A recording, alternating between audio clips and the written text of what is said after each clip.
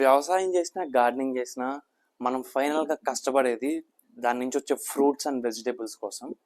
So అలాంటిది మనం ఎంత కష్టపడినా ఒక్కోసారి దిగుబడి అనేది ఎక్కువ వస్తుంది, ఒక్కోసారి దిగుబడి అనేది తక్కువ వస్తుంది. ఇన్ కేస్ మనకు దిగుబడి అనేది ఎక్కువ వచ్చినా ఫ్రూట్లో కానీ వెజిటేబుల్స్లో కానీ క్వాలిటీ అనేది తగ్గిపోతూ ఉంటుంది అనమాట. సో మన న్యాచురల్ ఫార్మింగ్లో ఈ ఫ్రూట్స్లో కానీ వెజిటేబుల్స్లో కానీ వాటి క్వాలిటీ ఇంప్రూవ్ చేయడానికి ఒక ద్రవ్యం ఉంది. ఆ ద్రవ్యానికి అయితే ఎలాంటి పేరు లేదు, కానీ ప్రాసెస్ అయితే మాత్రం చాలా ఈజీ. ఈరోజు మనం ఈ వీడియోలో దాని ప్రిపరేషన్ ఎలా ఉంటుంది అండ్ దానివల్ల యూజ్ ఏంటి అండ్ ఇది ఎప్పుడు అప్లై చేయాలి, ఎలా అప్లై చేయాలి అనే కంప్లీట్ డీటెయిల్స్ మనం తెలుసుకోబోతున్నాం. అందుకన్నా ముందు మన ఛానల్ని మీరు కొత్తగా చూస్తుంటే మన ఛానల్ వెంటనే సబ్స్క్రైబ్ చేసుకొని ఈ వీడియోకి ఒక లైక్ కొట్టండి. అండ్ ఇంకొకటి, దీనికి ఎలాంటి పేరు లేదు. నేను ఒక బుక్లో చదివాను, సుభాష్ పాలేకర్ గారు రాసిన బుక్లో. దీనికైతే ఎలాంటి పేరు లేదు. మనం దీని ప్రాసెస్ మొత్తం చూసి మీకు ఎలాంటి పేరు పెడితే బెస్ట్ అనిపిస్తుందో కామెంట్స్లో చెప్పండి. దాంట్లో ది బెస్ట్ వన్ పిక్ చేసి దీనికి మనం నామకరణం చేద్దాం ఈరోజు. సో లేట్ చేయకుండా మనం వెంటనే వీడియోలోకి వెళ్ళిపోదాం. ఫస్ట్ అయితే మనకి కొన్ని పప్పు ధాన్యాలు కావాలి. అవి ఏవేమంటే నువ్వులు, పెసలు, మినువులు, ఉలవలు, బొబ్బరులు, శనగలు, గోధుమలు. ఇవన్నీ చాలా ఈజీగా దొరికాయి మీ దగ్గరలో ఉన్న షాపుల్లో. సో ఇప్పుడు మనం వీటితో ఒక ద్రవ్యం తయారు చేయబోతున్నాం. ఒక ఎకరానికి అయితే ఇవన్నీ 100 గ్రామ్స్ తీసుకోవాలి. నా రిక్వైర్మెంట్ బట్టి నేను ఇవన్నీ 50 గ్రామ్స్ తీసుకున్నా. ఈ 7 రెడీ చేసుకున్న తర్వాత వీటిని కొద్దిసేపు మనం నీళ్ళలో నానబెట్టుకోవాలి.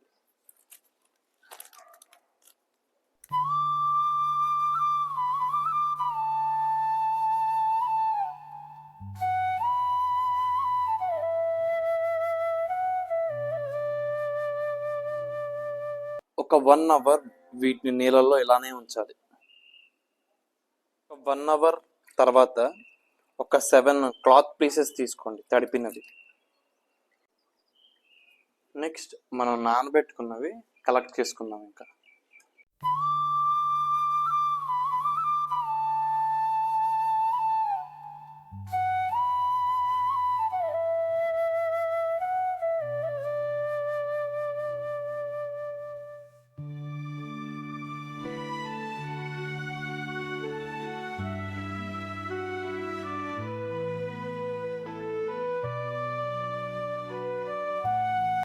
ఇలా కట్టేసుకున్న తర్వాత మనం తీసుకెళ్ళి దీన్ని ఒక డార్క్ ప్లేస్లో పెడదాం. అండ్ ఇలా ఎందుకు చేసామంటే మనం వీటి నుండి కొంచెం మొలకలు రావాలన్నమాట. ఇవి జెర్మినేట్ అవ్వాలి. ఇలా జెర్మినేట్ అయిన తర్వాత మనం వీటి నుండి ఒక ద్రవ్యం ప్రిపేర్ చేసుకుందాం. సో దీన్ని దేంతో ఒకటి కవర్ చేస్తూ ఒక డార్క్ ప్లేస్లో పెట్టాలి. అండ్ వాటర్ ఇస్తూ ఉండండి. డైలీ ఒక 2 to 3 టైమ్స్ అలా వాటర్ ఇస్తూ ఉంటే దీనిలో మాయిశ్చర్ అనేది ఎక్కడికి పోకుండా ఉంటుంది. 3 days అయింది. ఇప్పుడు చూద్దాం మొలకలు ఎలా వచ్చాయో. చూడండి ఎలా వచ్చిందో. కలెక్ట్ చేసుకుందాం మొత్తం ఒకే దాంట్లో.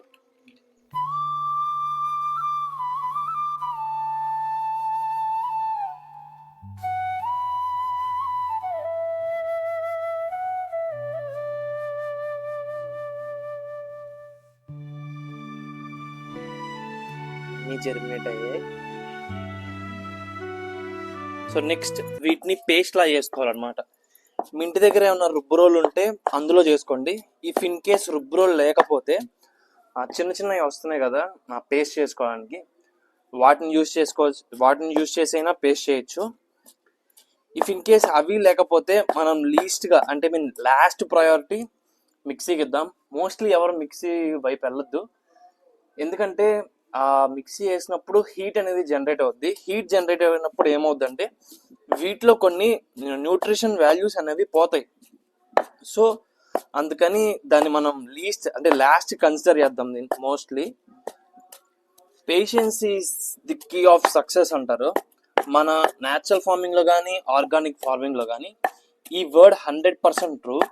ఎందుకంటే మనం ఈ ద్రవ్యం ప్రిపేర్ చేసుకోవడానికి ఫస్ట్ ఆఫ్ అంటే చూసారు కదా మన వీడియోలో, ఫస్ట్ అదొక రోజు, ఇవి జర్మినేట్ అవ్వడానికి 2 to 3 days, అండ్ ఇంకో 1 day పడుతుంది. టోటల్ ఒక 4 to 5 days పడుతుంది.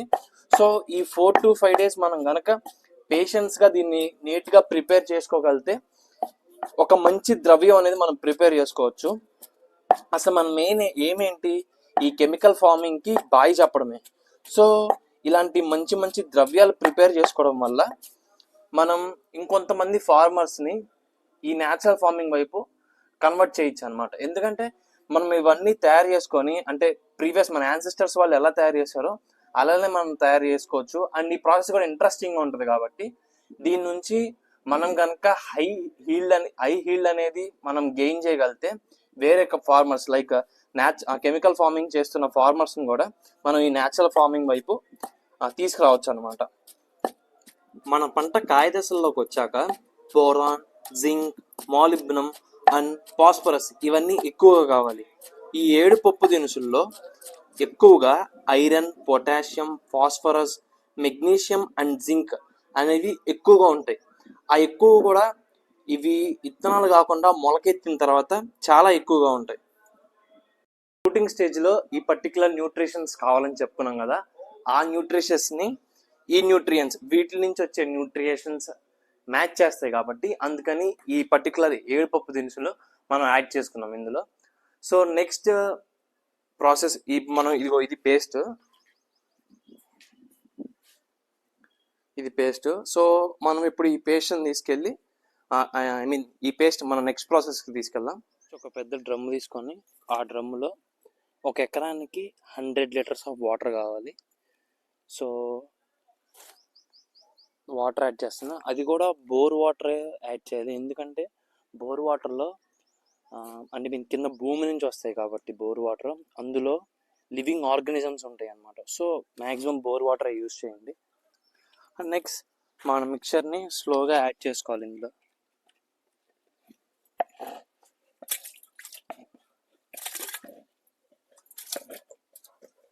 సారీ, ఒక చిన్న కరెక్షన్, 200 liters వాటర్ తీసుకోవాలి 1 ఎకర్కి. నేను నా రిక్వైర్మెంట్ బట్టి నేను 100 liters ఆఫ్ వాటర్ తీసుకుంటాను.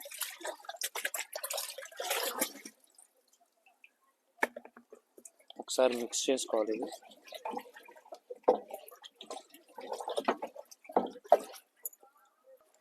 నెక్స్ట్ ఇందులో ఆవు మూత్రాన్ని యాడ్ చేసుకోవాలి, ఒక 5 liters.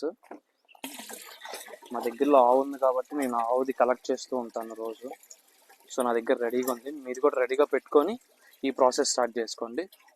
ఒక ఎకర్కి 5 liters ఆఫ్ ఆవు మూత్రం యాడ్ చేసుకోవాలి. ఆవు మూత్రం ఎంత పాతదైతే అంత మంచిది.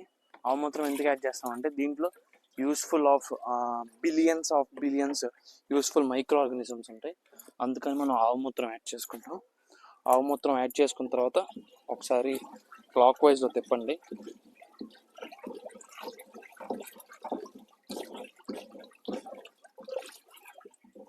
తిప్పేసి ఇది ఒక షేడెడ్ ప్లేస్లో పెట్టుకోండి. షేడెడ్ ప్లేస్లో ఒక 24 hours వరకు దీన్ని ఇలానే ఉంచి 24 hours తర్వాత దీన్ని మనం యూజ్ చేసుకోవాలి.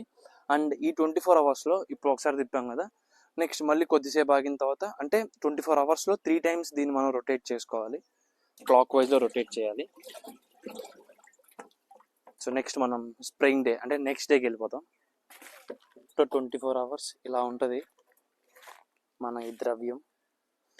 అండ్ దీనికి ఎటువంటి డైల్యూషన్ అనేది అవసరం లేదు, డైరెక్ట్గా మనం మన స్ప్రేయర్లోకి యాడ్ చేసేసుకోవచ్చు వాటర్.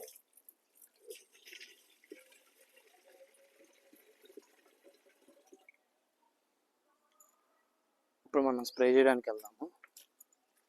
స్ప్రే చేయడం కూడా ఇది ఎప్పుడు స్ప్రే చేయాలంటే మన మొక్కలు హార్వెస్టింగ్కి, అంటే ఇంకొక 2 weeks కోతలకు వస్తూ ఉంటాం కదా, ఆ కోతలకు వస్తే 2 weeks ముందు దీన్ని మనం స్ప్రే చేసుకుంటే ఫ్రూట్స్లో క్వాలిటీ అనేది చాలా ఇంప్రూవ్ అవుతుంది. Fruits or వెజిటేబుల్స్లో.